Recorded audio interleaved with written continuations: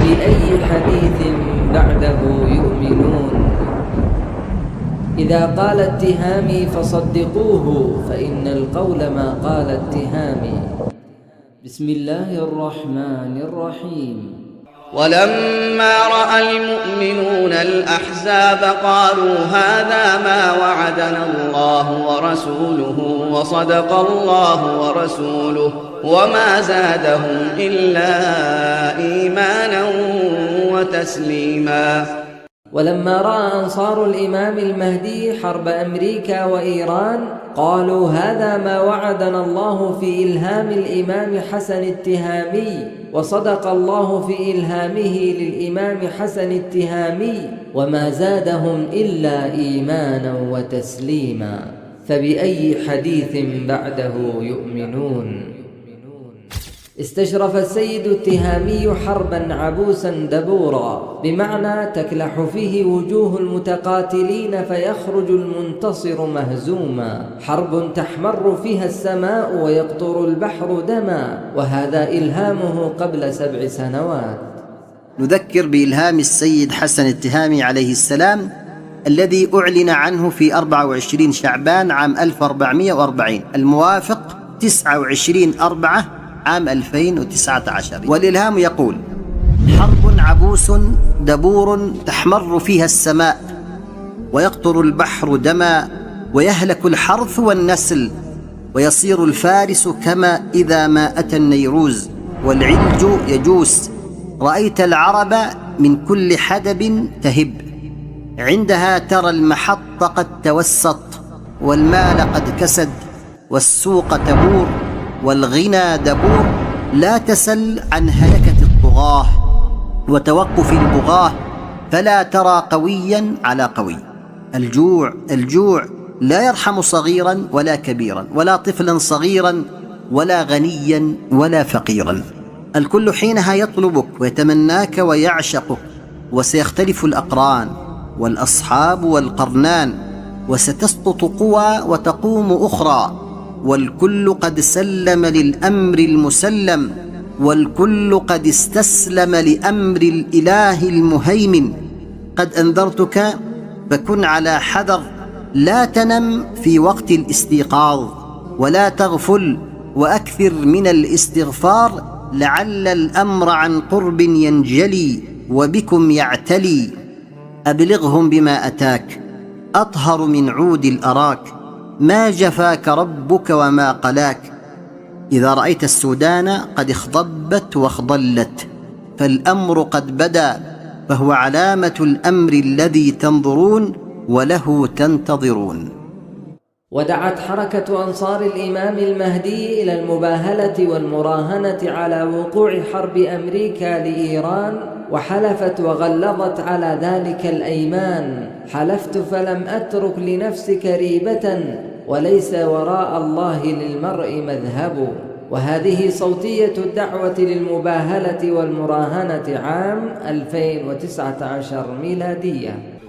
وإلهام سيدي ومولاي أبي عبد الله التهامي حفظه الله ورعاه قطع قول كل خطيب ومحلل. إلهام صادق وضوء ساطع بارق، ومن راهننا راهناه، ومن باهلنا باهلناه، فورب السماء والأرض إنه لحق مثل ما أنكم تنطقون.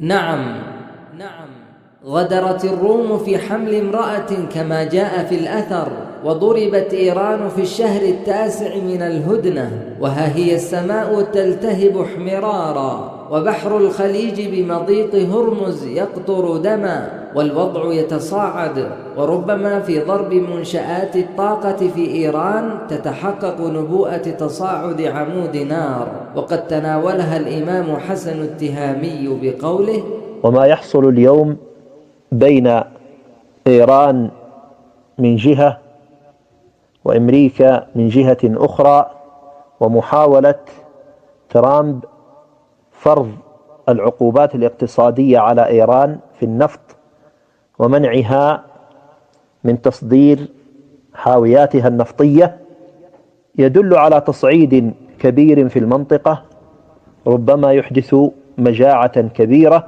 وقد تحدثت الآثار عن ذلك، ومنها ما كان في الأثر: إذا رأيت في رمضان عمود نار من قبل المشرق، في روايات 3 أيام وروايات أخرى 7، فأعد طعام سنة فإنها سنة جوع.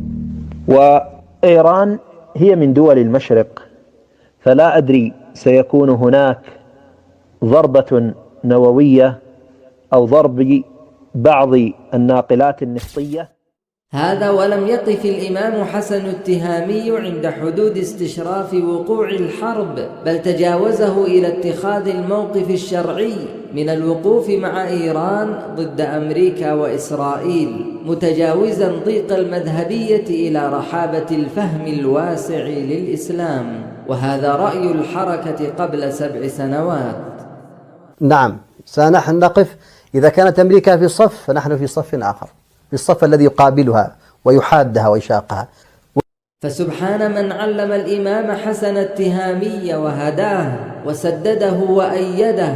قال فصدق، واستشرف فتحقق، وأخبر فوقع ما أخبر. كذبوه وهمزوه ولمزوه فبرأه الله مما قالوا، وكان عند الله وجيها. وحال الإمام حسن التهامي مع من كذبه: أمرتهم أمري بمنعرج اللوى، فلم يستبينوا الرشد إلا ضحى الغد، فبأي حديث بعده يؤمنون.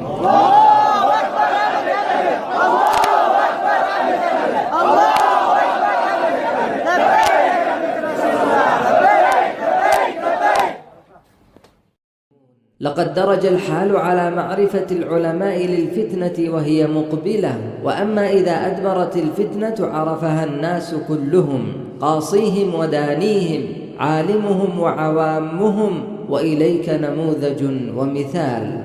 في عاصفة الحزم والوهم والوهن التي شنها النظام السعودي ضد أهل اليمن، اشتبهت الفتنة على علماء كثر فأيدوها وباركوها، وهذه أقوالهم وتصريحاتهم.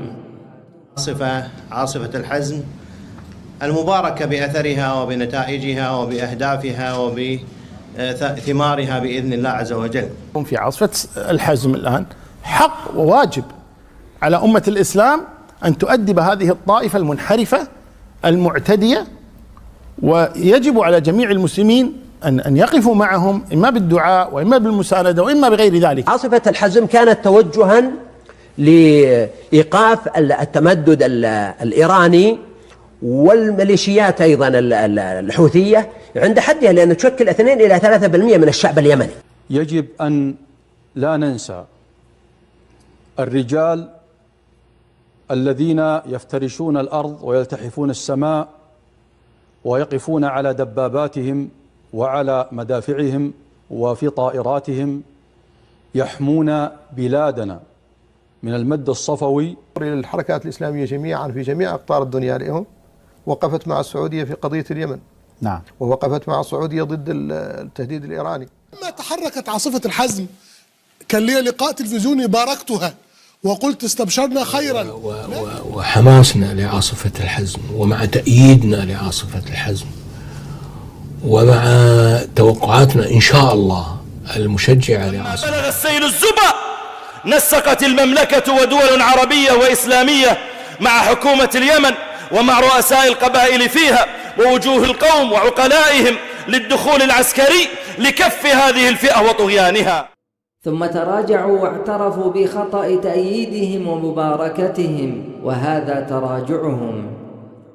ولذلك نحن أيدنا في البداية عاصفة الحزم. نعم. عندما كانت حسب ما أعلن أنها لقتال الحوثي ورد الفئة الباغية وإعادة الشرعية إلى اليمن. نعم. وتمكين أهله من حقوقهم، إعادة ممتلكات الناس إليهم. لكن الظروف بعد ذلك تغيرت تغيرا كبيرا، فأصبح القتال فيه فتنة، لأنه يقتل فيه الناس من غير سبب. طيران تملكه دول المفروض أنها جاءت لنصرة المظلومين، إذا تقدم المظلومون لتطهير شيء من أرضهم أو تحريره قصفهم هذا الطيران. فلما تحركت عاصفة الحزم كان لي لقاء تلفزيوني باركتها وقلت استبشرنا خيرا، لكن مع الوقت مع الوقت رأينا ما تفعله الإمارات. كنت أظن إلى فترة أن المملكة العربية السعودية مغرر بها من قبل أبو ظبي، ولكن يبدو أن أبو ظبي هي عاصمة القرار العربي الآن. لكن السيد التهامي عليه السلام استشرف وقوع عاصفة الحزم قبل حدوثها، وحدد نهايتها قبل انتهائها، واستشهد على ذلك بأثر علمه وجهله غيره وعرفه وخفي على من سواه، وهذا قوله: عن عبد الله بن عمرو بن العاص: وجلس في مسجد دمشق وحوله أهل اليمن، ليس حوله أحد غيره، فقال: كيف بكم يا أهل اليمن إذا أخرجناكم من الشام إلى أطراف يمنكم واستأثرنا بها عليكم؟ قالوا: وكائن ذلك يا أبا عبد الرحمن؟ قال: نعم ورب الكعبة. فسكت اليمانيون، فقال: ما لكم لا تكلمون؟ قالوا: أفنحن فيه أظلم أم أنتم؟ قال: بل نحن أظلم. فقال اليمانيون: إذن فسيعلم الذين ظلموا أي منقلب ينقلبون. قال: أما لو أدركت ذلك الزمان لكنت مع أهل اليمن ولخرجت معهم وإن لهم الغلبة. وإن لهم الغلبة. أفمن يهدي إلى الحق أحق أن يتبع أم من لا يهدي إلا أن يهدى؟ أفمن كان على بينة من ربه كمن هو في ظلمات التكهنات والتخمينات يتخبط خبط عشواء، فبأي حديث بعده يؤمنون؟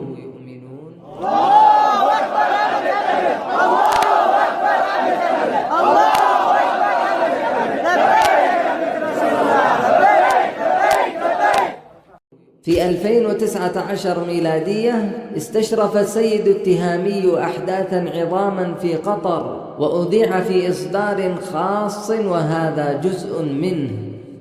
جاء إلهام لسيد أبي عبد الله التهامي عليه السلام بتاريخ 2 صفر 1441 الموافق 1/9/2019. جاء فيه: الأحداث عظام في الشرق والأمام. وبعد ذلك ب14 يوما، أي في تاريخ 14/9/2019 تحقق الإلهام، فحدث حدث عظيم في شرق أرض الحرمين، حيث جاءت ضربة أرامكو، وكانت ضربة لها أثر بالغ على الاقتصاد السعودي. وجاء بعد ذلك إلهام آخر لسيد أبي عبد الله التهامي عليه السلام، كان مما جاء فيه: قد قلنا لك الأحداث عظام في الشرق وفي الأمام، أما في الشرق فقد كان ما كان، يعني ضربة أرامكو، وأما الأمام فقطر بني تميم بلد حمد وتميم. وكان ذلك بتاريخ 21/1/1441 الموافق 20/9/2019. ثم وقعت أحداث عظام في قطر، حيث ضربت من إيران ثم من الكيان في أواخر عام 46 و400 وألف للهجرة 2025 ميلادية. وفعلا فبعد ضرب قطر من إيران ثم من الكيان، ها هي تضرب قطر ودول الخليج والأحداث دواعي، فبأي حديث بعده يؤمنون؟ وقريبا ترى العرب من كل حدب تهب إلى حتفها، إما في هذه الحرب وإما في حروب أخرى تكون انعكاسا لحرب أمريكا وإيران. وسينتج من ذلك أن الهالك سلمان هو آخر ملوك آل سعود، وبمجرد إعلان موت سلمان يذهب ملك السنين وتطوى مرحلته وصفحته، ويبقى ملك الشهور والأيام.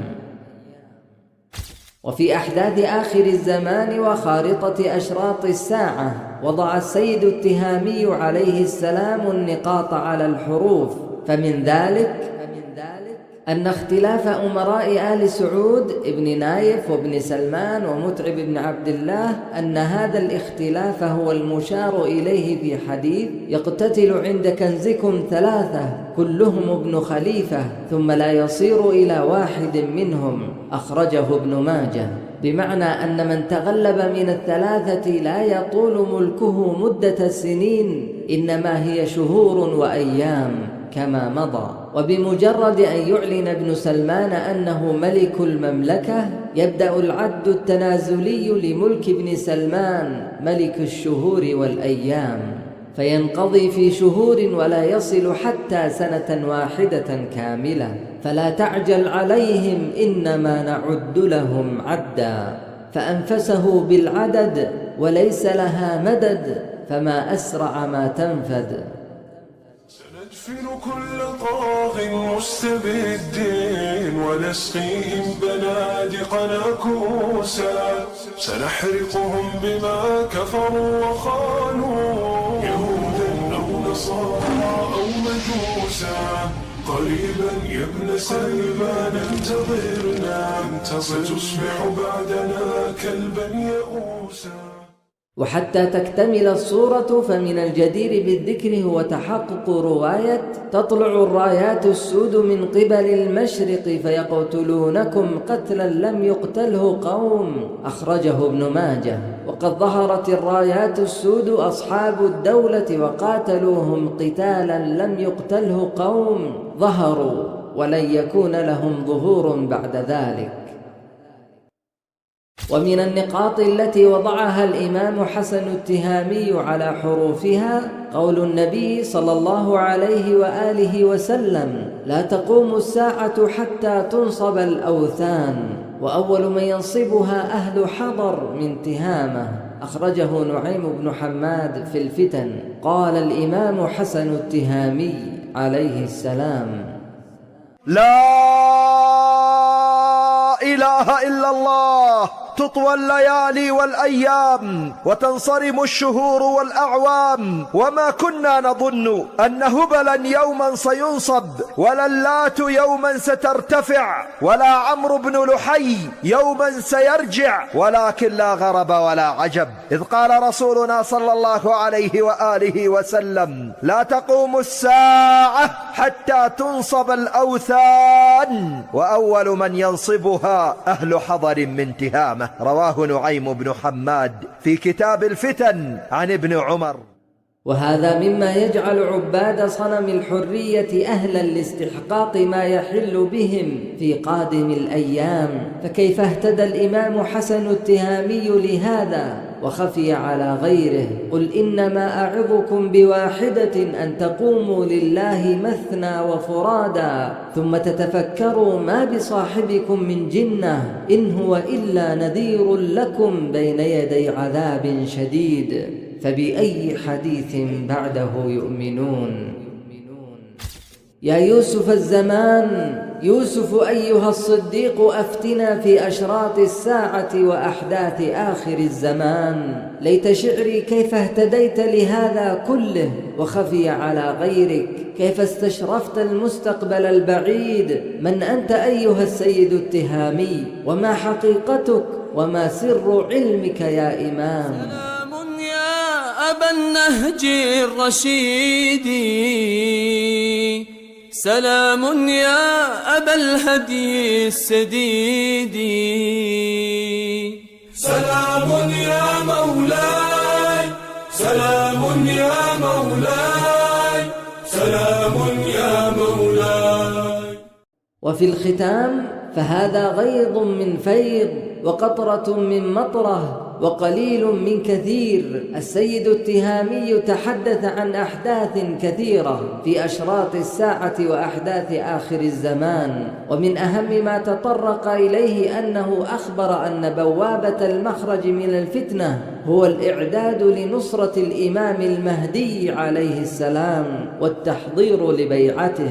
وإن الإمام حسن التهامي بعلمه ودعوته وجهده وسعيه صنع سفينة النجاة وأنشأ حركة أنصار الإمام المهدي، وأثبتت الأحداث أن هذه الحركة المباركة وقائدها هو الرائد الذي لا يكذب أهله. وها هي الأحداث تصرخ بصدق الإمام حسن التهامي وتفوق علمه وحسن توجهه. فبأي حديث بعده يؤمنون؟ إلى من يحن إلى عز الإسلام وشرف الدنيا ورفعة الآخرة. هذه أبواب خير قد فتحت وإشراقات أنوار قد التمعت، فأين أنت من السبق إليها والتنافس فيها؟ وهذه حركة أنصار الإمام المهدي عليه السلام، أبوابها مشرعة لكل من يرغب في نصرة الإمام المهدي سبط سيدنا النبي وحفيد الإمام علي. فاركب معنا وإلى الهدى ائتنا، إن هذا العصر ليل فأنر أيها المسلم ليل الحائرين، وسفين الحق في لج الهوى لا يرى غيرك ربان السفين. فاركب معنا وإلى الهدى ائتنا. تمحو باسم ربك كل ما يجثو بصدر العالم المتناحرين، ولسوف تثر الأرض عدلا مثلما ملئت بظلم ابن الظلام الماكرين، ولسوف ترفع بالكرامة أمة هي بانتظار